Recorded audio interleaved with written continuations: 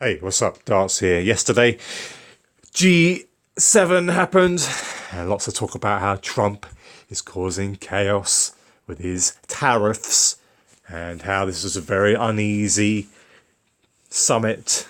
Yeah, and lots of talk about the end of the world order, the current world order, the liberal world order.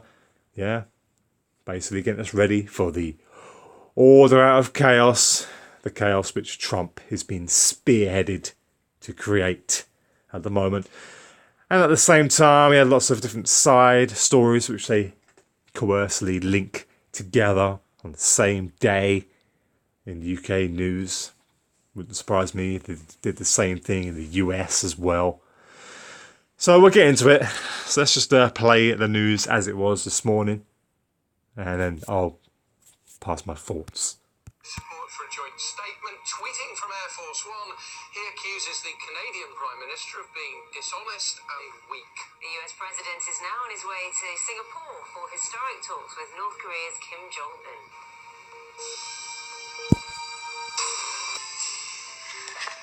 Good morning, it's Sunday the 10th of June. Also this morning, the UK's largest companies are to be forced to justify the pay gap between their highest and lowest earners. See, that's quite interesting how they put that news story on. So they're talking about Trump, and they talk about this, the pay between, or basically the rich and poor, how people are, when they talk about the biggest earners, they talk about the people who earn or have like most of the wealth in the world. People at the top of the companies, like Donald Trump, while the rest of us at the bottom fight for the scraps. It's like I said before, they believe these Masons, Skull and Bones, doesn't matter what, secret society group they're in. They believe in the everything and nothing principle, basically. So they believe that they should be the ones that are rich, and then they can have people that are poor, the poorest people in the world, like the people in Africa. One end of the spectrum to the other, to have everything in between, is what they believe in. Like, you can't have a human without a slug, is their belief. You have the basic construct to enable the complex structure to exist, and everything in between. That's what they believe, and that's how they justify themselves. That's how Trump justifies himself, having all that money. So it's interesting they put this news story on straight after talking about Trump. Stitching together the past, thousands prepare to... And obviously as well with the, this new world order, they're going to have this, one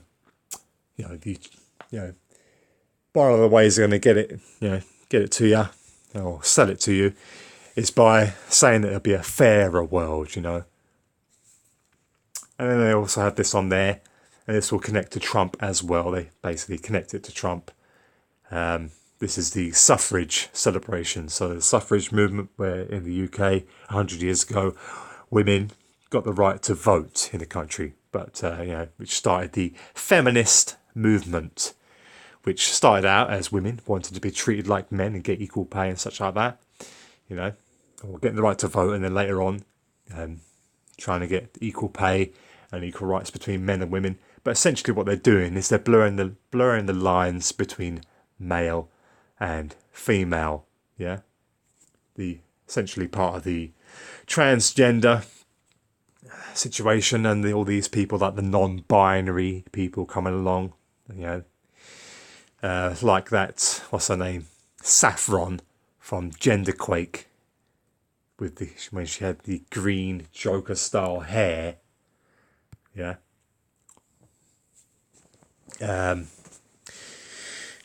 so she's got a YouTube channel saying that she's a liberal feminist.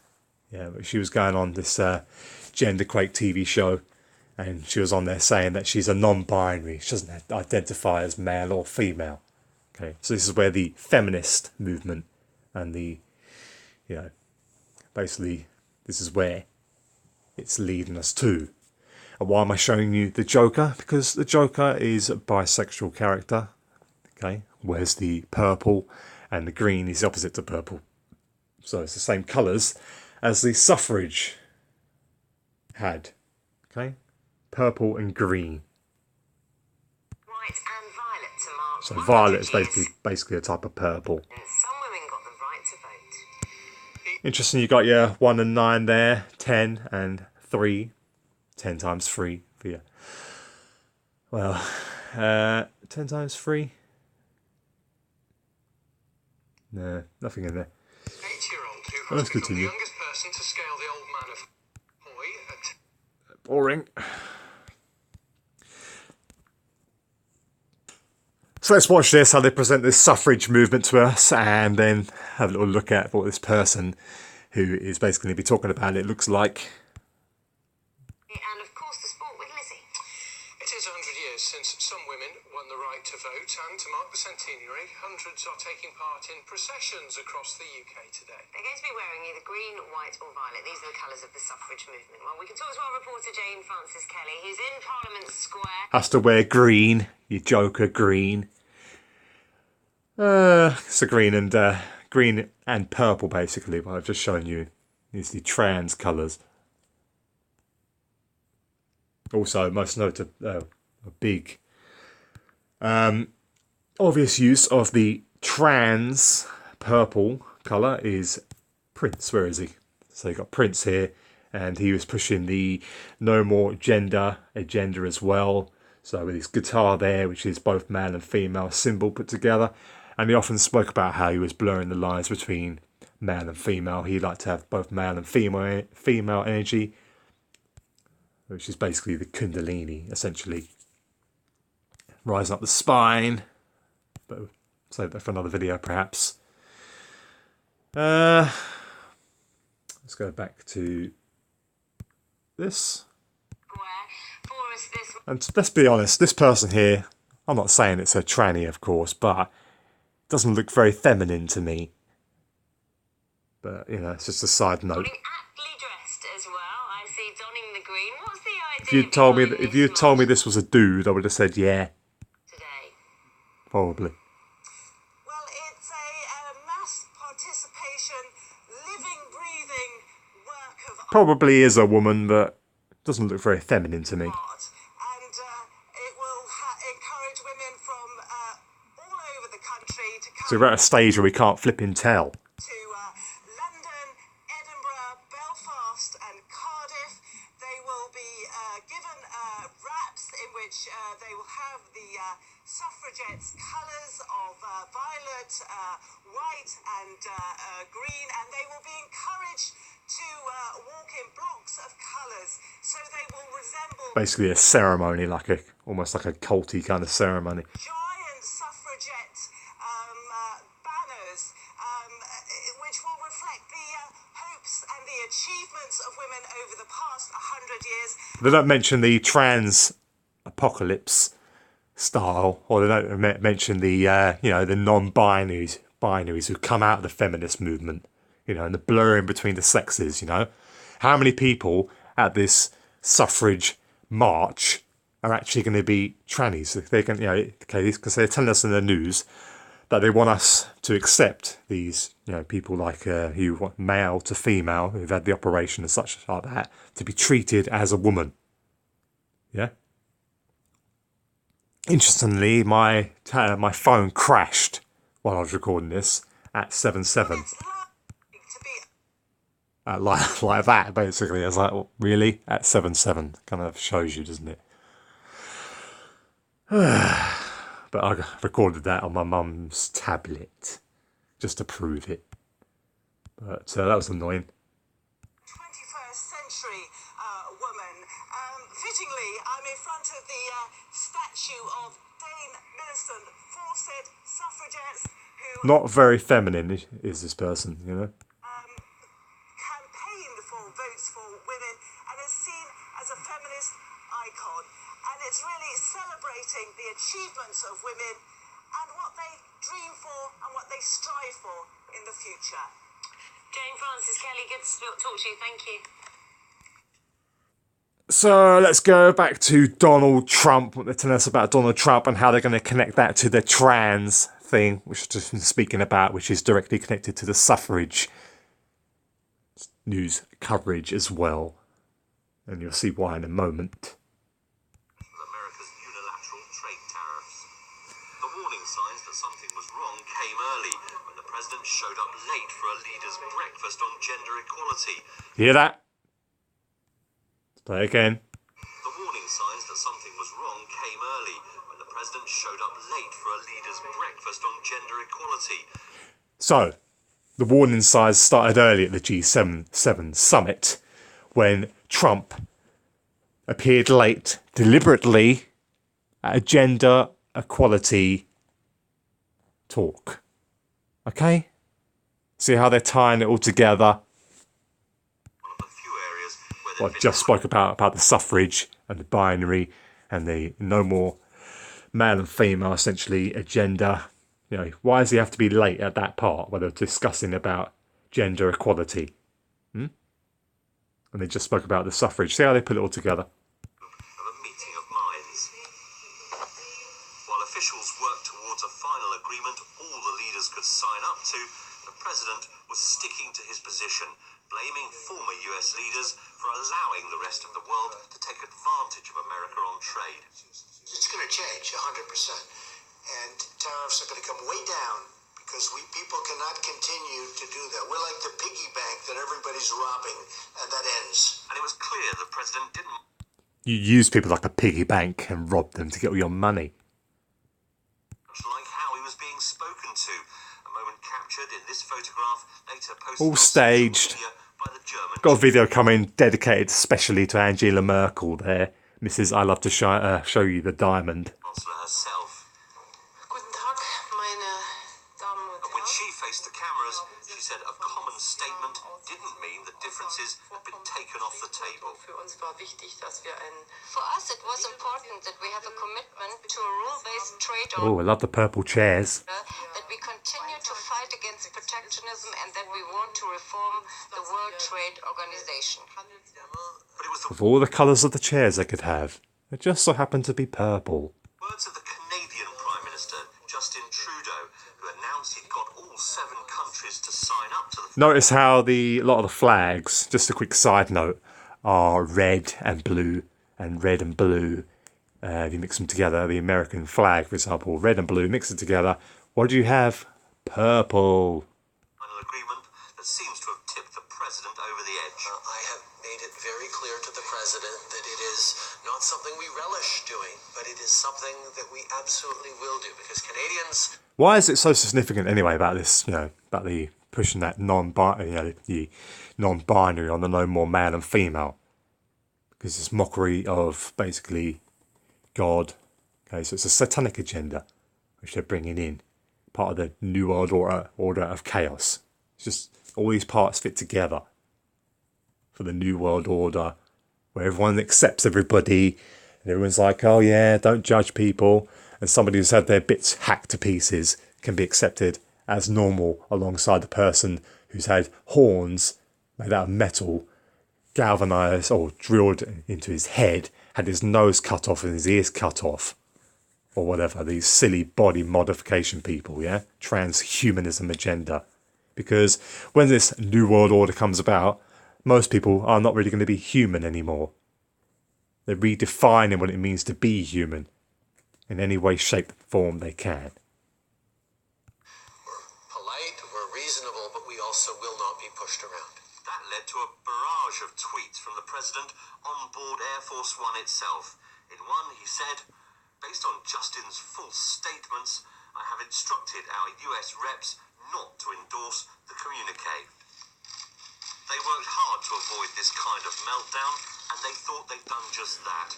But in the space of 2 or 3 tweets, the divisions between these supposed allies are now as deep as ever. Gary O'Donoghue, BBC News, Quebec. Meanwhile, we've got Donald Trump meeting Kim Jong-un, because Kim Jong-un successfully fooled everybody to make him believe that his Hollywood-style plastic prop of a bomb that looks like a Nakuta generator out of Stargate SG-1 made everyone think he had nuclear bombs. So here we go again. Have a little meeting and talk with Donald Trump and Kim Jong-un. Ooh. The North Koreans hopes it will begin a process that could lead to North Korea giving up its nuclear weapons. Mr. Kim has already arrived in Singapore. This was him being greeted at the airport there. And a short while ago, his motorcade flanked by his security team whisked him through the streets of Singapore. Our correspondent Barbara Plett-Usher is live for us in Singapore. Now look at this thing here. I mean, come on now.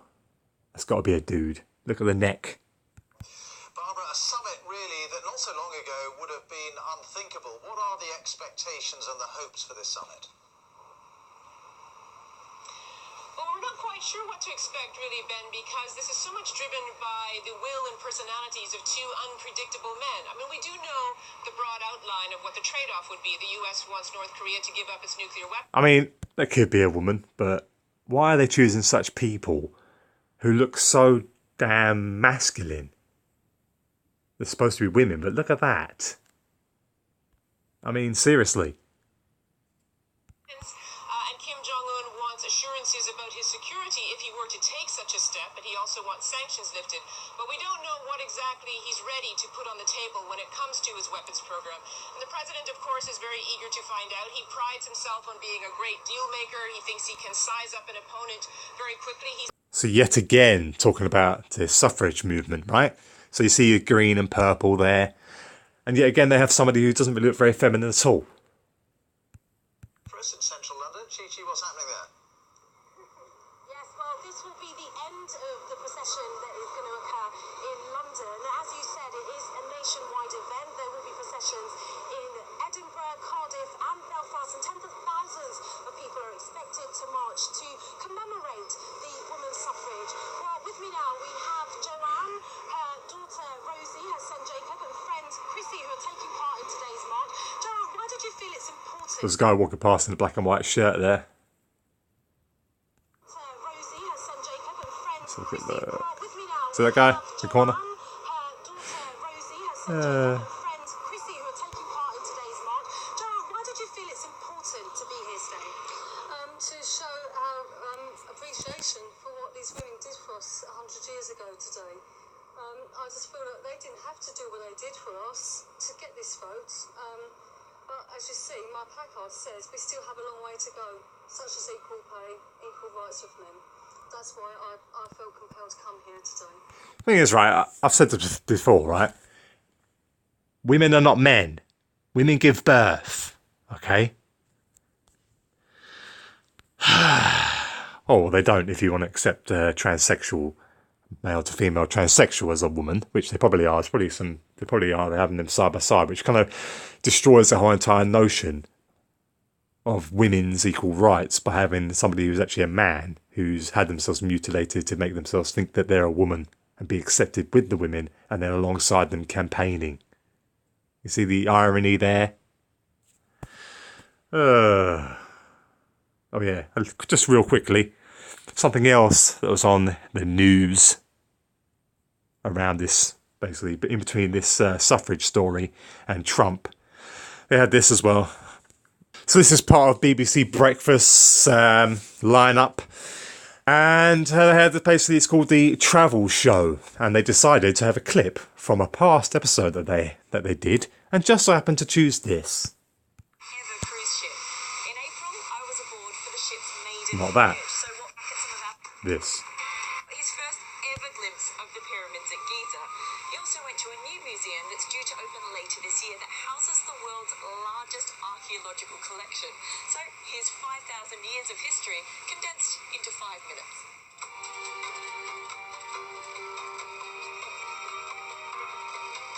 Here in the shadow of the pyramids, a new ambitious project is entering the final stages of construction. The Grand Egyptian Museum will be equipped to take the country's ancient treasures way into the future. Just real quickly, as I just spoke about America, and they're going to be, creating that chaos, using Trump to create that chaos. Let's not forget the Egyptian connection to America. But I can't really say loads and loads of stuff in this video. Just quickly, the connection here. Obviously, had the Israelites in Egypt Moses and such. It's all biblical. Okay, so there's the Egyptian obelisk in the Washington Monument. Okay, it's one of the most blatant Egyptian symbols. Let's just go back to this. Watch the rest of this. This place is absolutely enormous. The footprint is 500,000 square meters. There are over 3,000 laborers working here 24/7, and it costs over $1 billion to construct. Now, this is the main atrium. It's the entrance, and when you arrive, you'll be greeted by this imposing statue of. This isn't just a museum. This is a homage to their gods as they set up their new empire, their new world order. One of the greatest Egyptian pharaohs, and I think even he would have been impressed by the scale of this place. It's fit for a king. Now, this state-of-the-art monument will be the new home for Tutankhamun's treasures. Look at it. And for the first time, over 5,000 objects discovered in the Boy King's tomb will be on display to the public. But now they'll be better protected by modern security, shedding new light on the lives of the ancient Egyptians. So, tell me about this piece here. This is one of my favorite pieces. It's one of the chariots of King Tutankhamun. So we are pretty much looking at a 3,500-year-old artifact, but in perfect condition, intact, as it was. If we consider the 3,500 years, it's in a perfect condition. Restorers in these specially built labs are using the most advanced technology in the world to prepare the artifacts for display. It's all biblical. Convenient now that we can use modern. Don't forget they choose to put this on in between the G7 and Trump's tariff talk and Trump's creating chaos to the current world order and how there needs to be a new world order. And then after this show, directly after BBC Breakfast had a TV show with Nicky Campbell called Question Time, where he put a question on there. I'm going to do a separate video on this. It was about, is the liberal world order coming to an end? Is it time for a new world order? Blah, blah, blah, blah, blah, blah, blah. So it's non-stop conditioning. So I'll do a video on that tomorrow, but it's very interesting how the people are arguing for and against the New World Order in Nicky Campbell's Question Time directly after this BBC Breakfast. Determine the composition of the materials that were used, the original colors, the nature of the gilding. All of these new valuable information is being disclosed to us in a non-destructive way. Tourism here has really suffered over recent years, not just because of political unrest, but also through acts of terrorism. So we'll leave that there.